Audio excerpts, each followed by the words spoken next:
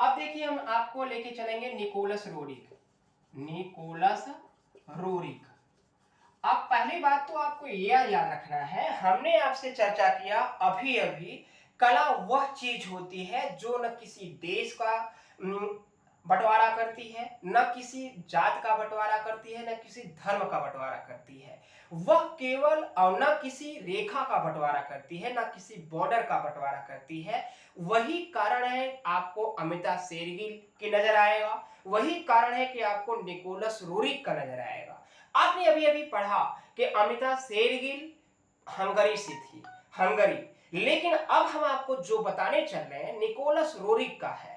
Nicholas Roerich रूस के हैं, रूस के रूसी कलाकार इनको जाना जाता है। इनका नाम रूसी कलाकार के अंतर्गत रखा जाता है। लेकिन क्या उस समय के देश के अंतर्गत इनकी क्या सॉन्ग, भारत देश के अंतर्गत उस समय क्या ऐसी विडंबना थी जिसको रूसी कलाकार निकोलस रोरिक को भारत आकर के भारत के अंतर्गत कुल्लू में बसना पड़ा। कुल्लू की घाटी में इनको अपना पूरा जीवन समर्पित कर दिया। यानी कि इनकी भारत के अंतर्गत जो कला थी, भारत के अंतर्गत जो इनका सौंदर्य था, भारत के अंतर्गत जो इनकी सुंदरता थी, उनके अंतर्गत क्या रहा, इसके बारे में हम बात करेंगे।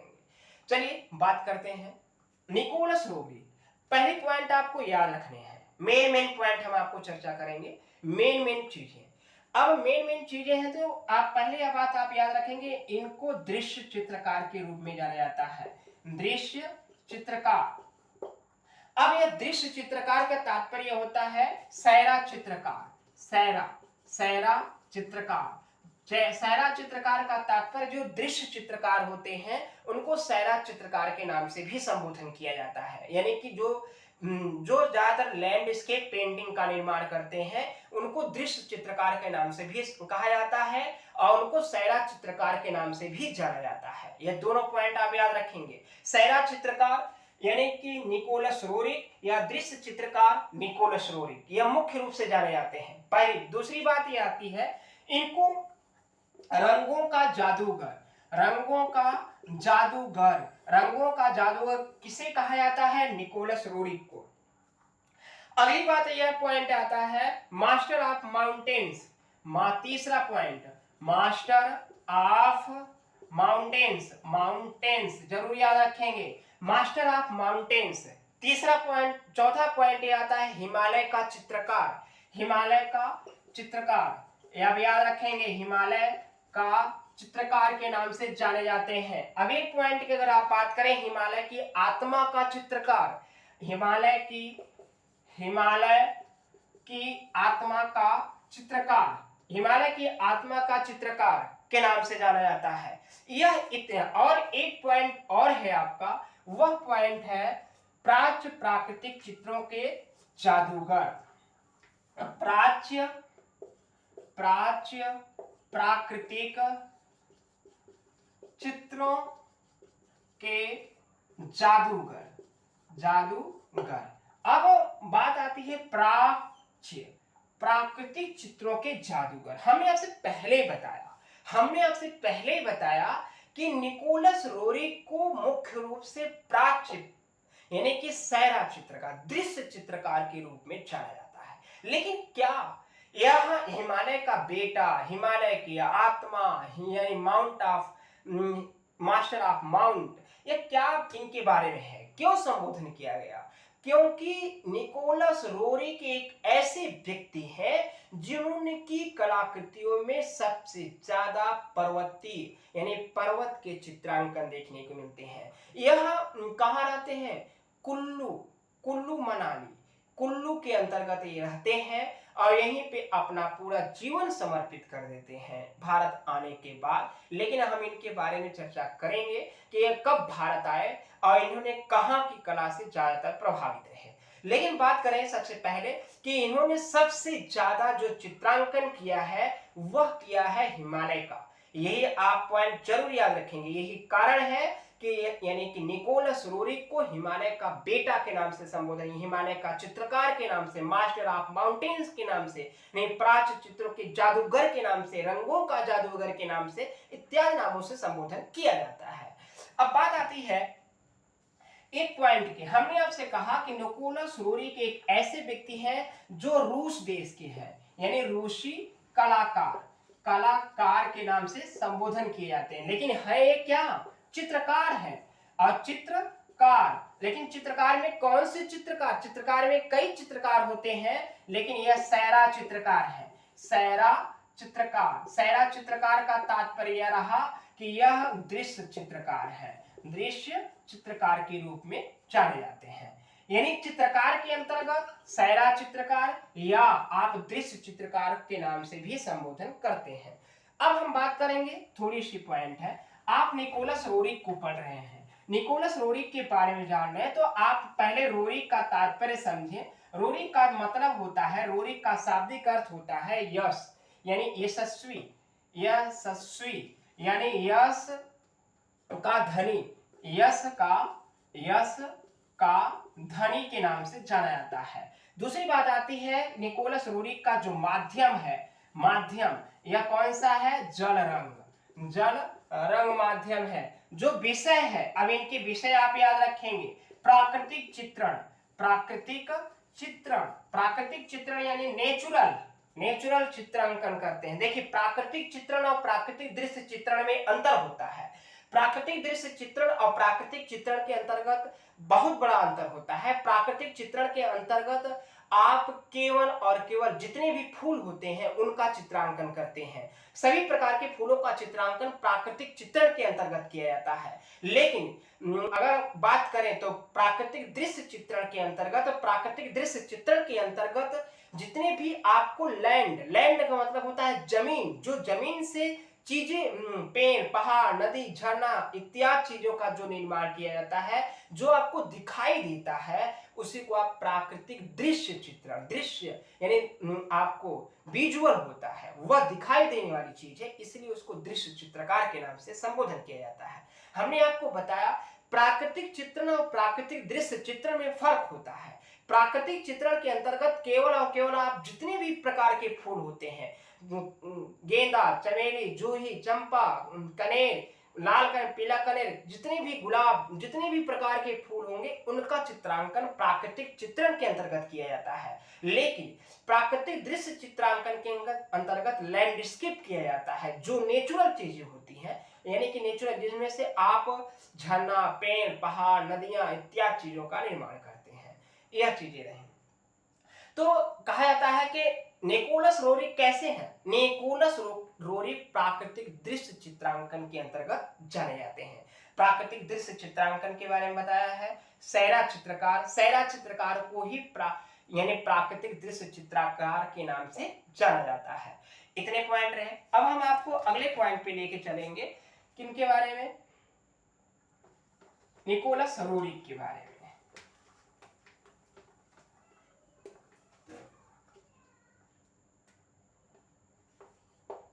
देखिए यह क्षेत्र, हमने आपसे कहा कि इनका मुख्य क्षेत्र क्या था, यह मुख्यतः चित्रकार का क्षेत्र रहा, लेकिन यह दृश्य चित्रकार यानी कि प्राकृतिक दृश्य चित्रकार के रूप में जाने जाते हैं या सैरा चित्रकार के रूप में जाने जाते हैं। अब हमने आपसे बताया कि इनका कला का क्षेत्र कहाँ रहा, कला का क्षेत्र, कला का जो क्षेत्र रहा यह हिमाचल प्रदेश, हिमाचल प्रदेश।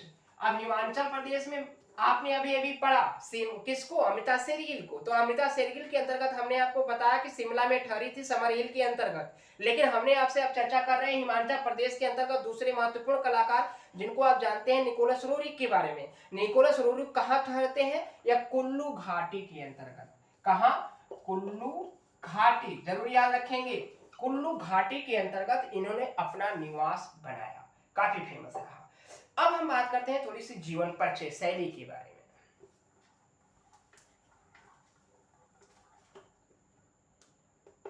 में। जीवन परिचय, जीवन परिचय के अंतर्गत देखिए इनका जो जन्म होता है, यह जन्म होता है 1874 ईस्वी के अंतर्गत, कहां, रूस में, रूस के कहां, सेंट पीटर्सबर्ग के अंतर्गत, सेंट पीटर्सबर्ग के अंतर्गत रूस में। इनकी मृत्यु कहां होती है, मृत्यु होती है 1947 ईस्वी के अंतर्गत। कहाँ होती है? कुल्लू घाटी में। कुल्लू घाटी, कुल्लू घाटी कहाँ? हिमाचल प्रदेश के अंतर्गत। और कहा जाता है कि इनको यहीं पे दफना दिया गया था, क्योंकि ये थे ईसाई धर्म से संबंधित थे, या यहीं पे इनको दफना दिया गया था। अब बात आती है इनके गुरु। यह गुरु थे, दृश्य चित्रकार के रूप में जाने जाते थे, आर्खिप क्वीन। आर्खिप क्वीन, आर्खिप क्वीन के नाम से जाने जाते थे। और इन्होंने सबसे पहले कानून की पढ़ाई यानी वकालत की शिक्षा ग्रहण किया था रूस। इन्होंने रूस के सेंट पीटर्स विश्वविद्यालय के अंतर्गत, सेंट पीटर्स विश्वविद्यालय के अंतर्गत इन्होंने किस विद्यालय के अंतर्गत? सेंट पीटर्स विश्वविद्यालय के अंतर्गत कानून की पढ़ाई किया था। आगे चल करके इन्होंने ललित कला में डिप्लोमा किया इसी विश्वविद्यालय के अंतर्गत, जिसके कला गुरु रहे कौन से? हमने आपको आर्खिप क्वीन के नाम बताया है, आर्खिप क्वीन। अब बात आती है, कहा जाता है कि यह निकोलस रोरिक एक रूसी कलाकार के नाम से जाने जाते हैं, रूसी कलाकार के नाम से। लेकिन इनका जो मुख्य रूप से यह विचारक भी रहे, विचारक के साथ साथ लेखक भी रहे।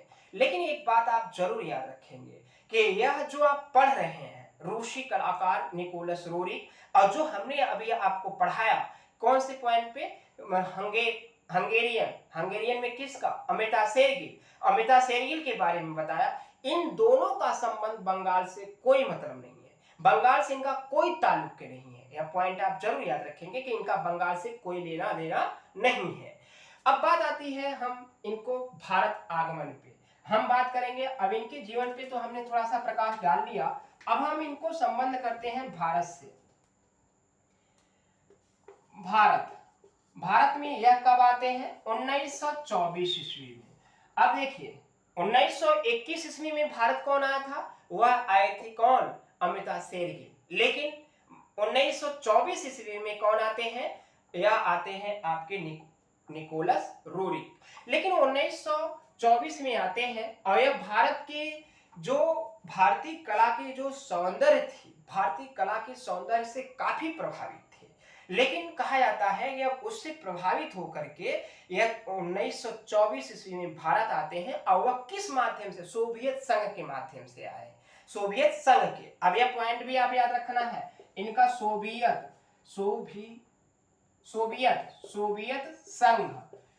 संघ से संबंध रहा, जिसके कारण ये भारत आया और भारत की कला को, सौंदर्य को, इनके बारे में पता था और यह उसको देखने के लिए आया। लेकिन 1928 ईस्वी में यह हिमालय की पहाड़ियों में कुल्लू घाटी में जाकर के इन्होंने अपना निवास बनाया। इन्होंने भारत में रहना 1928 ईस्वी से प्रारंभ किया। कहां? इनका निकोलस रोरिक का संबंध भारत के किस क्षेत्र से है? कहां से? कुल्लू से। आप हिमाचल प्रदेश से, कुल्लू घाटी से। यह पॉइंट जरूर याद रखेंगे कि भारत में इनका संबंध कहां से रहा? कुल्लू घाटी से। और ये किस प्रदेश के अंतर्गत? हिमाचल प्रदेश के अंतर्गत। यह पॉइंट आप याद रखें। और इनका जो प्रिय रंग था नीला। अब नीला क्यों रहा? क्योंकि इन्होंने सबसे ज्यादा पहाड़ियों का चित्रांकन किया है। अब बात आती है कि इन्होंने जब इतना पॉइंट किया तो इनके चित्रों में क्या ऐसी विशेषता थी जो इनको बारे में दिखाया जाए। कहा जाता है कि यह मुख्य रूप से भारत के यह रूसी विचारक भी रहे और चित्रकार भी रहे। लेकिन आप ये जानते हैं कि यह कानून की पढ़ाई भी पढ़े थे। लेकिन आप उस समय के दौर में अगर आप स्टडी करें, उस समय की भारत में क्या स्थिति थी, यह 1928 की हम बात कर रहे हैं, तो 1928 ईस्वी में भारत में क्या था? उस समय किसका गुलाम था? उस समय भारत में चल क्या रहा था? तो उस समय भारत में आप जानते हैं कि रविन्द्रनाथ टैगोर एक उच्चतम 1913 ईस्वी में जब उनको नोबेल पुरस्कार मिला तो वो पूरे एशिया के अंतर्गत छा गए थे। लेकिन उस समय उनकी चर्चा कुछ ही अलग थी। लेकिन उनसे, रविन्द्रनाथ टैगोर से निकोलस रोरिक काफी प्रभावित थे और कहा जाता है कि यह दोनों लोग एक साथ हमेशा रहा कर 4 साल कब 1924 ईस्वी में आते हैं, लेकिन 1928 ईस्वी में इन्होंने अपना निवास स्थान बनाया। लेकिन यह किसके साथ रहे भारत में? ज्यादातर इन्होंने अपना समय टैगोर परिवार के अंतर्गत बिताया, उनमें से खास तौर से रविन्द्रनाथ टैगोर के साथ। रविन्द्रनाथ टैगोर के साथ इन्होंने अपना जीवन बिताया। लेकिन कहा जाता है कि निकोलस रोरिक ज्यादातर किससे प्रभावित रहे? यह रहे रविन्द्रनाथ टैगोर से, काफी फेमस है। अब हम बात कर लेते हैं, कहा जाता है कि न्यूयॉर्क यानी अमेरिका के चाहने वाले इनके बहुत थे। किसके? निकोलस रोरिक को चाहने वाले बहुत से लोग अमेरिका में निवास करते थे। और कहा जाता है कि 1923 ईस्वी में अमेरिका में एक संग्रहालय की स्थापना की गई थी, जिसको आप रोरिक संग्रहालय के नाम से जानते हैं। न्यूयॉर्क की हम बात कर रहे हैं। भारत के अंतर्गत अगर आप बात करें तो भारत के अंतर्गत कहा जाता है कि मुख्य रूप से कि इन्होंने पर्वत श्रृंखला, देखिए भारत के अंतर्गत जो इनके मुख्य रूप से पूछे जाने वाले जो सवाल थे वह हमने आपसे चर्चा कर दिया। अब 2 पॉइंट और बचे हैं आपके निकोलस रोरिक के बारे में। एक पॉइंट यह आता है कि इनकी चित्र श्रृंखला, निकोलस रोरिक की चित्र श्रृंखला के अंतर्गत है, आप याद रखेंगे तो हिमालय पर्वत पे इन्होंने सबसे ज्यादा काम किया। यही कारण है कि इनको किस नाम से संबोधन किया जाता है? हिमालय का चित्रकार के नाम से संबोधन किया जाता है। लेकिन कहा जाता है कि इनकी जो चित्र श्रृंखला थी हिमालय पर्वत पे थी। हिमालय पर्वत, क्योंकि आप जानते हैं कि कुल्लू में ठहरे थे और इन्होंने सबसे ज्यादा प्राच्य चित्रांकन किया है।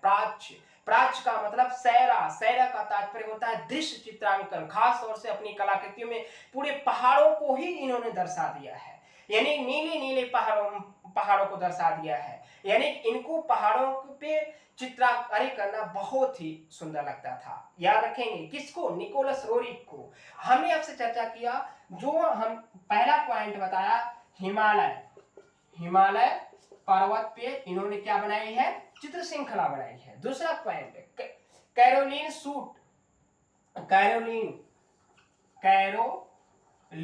सूट पे इन्होंने चित्र श्रृंखला बनाई। 2 फेमस रहे हैं। अब हम इनके चित्र के बारे में बात कर लेते हैं। 2-4 चित्र हैं, उनको भी हम आपको बता देते हैं। देखिए इनके चित्रों के बारे में, किसके? निकोलस रोरिक के बारे में। पहला जो चित्र आता है संदेशवाहक के बाद अगर आप बात करें तो चीन की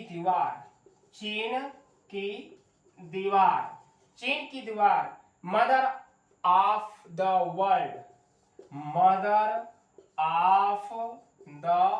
वर्ल्ड, यह 3-4 चित्र जो थे वह काफी फेमस थे। कहा जाता है हिमालय की पहरेदारी एक जो सबसे ज्यादा फेमस चित्र रहा है। हिमालय की पहरेदारी यह सबसे ज्यादा फेमस रहा। इतने चित्र थे जो सबसे ज्यादा विख्यात है। अब सभी के बारे में आपको चित्र कितने याद रखने हैं, यह थी पॉइंट के अंतर्गत। अब हम आपको अगले कलाकार के बारे में बात करेंगे कल। अगले कलाकार के बारे में बात करेंगे समरेंद्रनाथ गुप्त के बारे में।